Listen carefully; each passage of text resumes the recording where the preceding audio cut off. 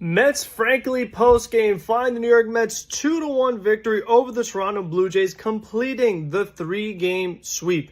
David Peterson made the start this afternoon. He went 4 2/3 innings, giving up 3 hits, 1 run, 3 strikeouts.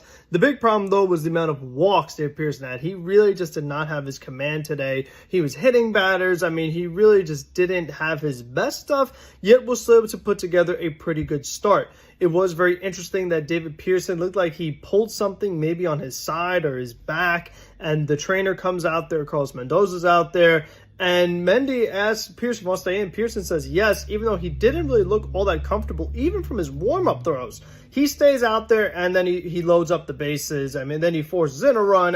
He really should not have continued in that game. So I'm very curious to see what the health status is of David Pearson going forward. Probably not anything major, but really something he should not have been pitching through.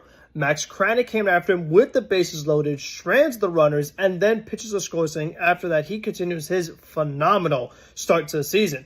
Reed Garrett, he also followed him up with a scoreless inning as well. He continues his phenomenal start to the season.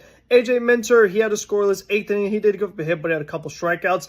Edwin Diaz hits the leadoff man, then with 2 outs, hits Bo Bichette, but he gets out of it, finishing off the 9th inning, his 2nd straight game with a save. And for the offense, it was not a pretty game. There were still some squandered opportunities. They left 7 guys on base. It was frustrating to see some double plays, a lot of strikeouts. The guys that really just did not perform well, Brett Beatty going 0 for 3 again. Jose Siri going 0 for. Mark Vientos, he got a hit, but he missed some opportunities. Winker took the 0 for after a really good game yesterday. Nimmo had a sacrifice fly. P. Alonso got the 1 hit with a run scoring position with the RBI single.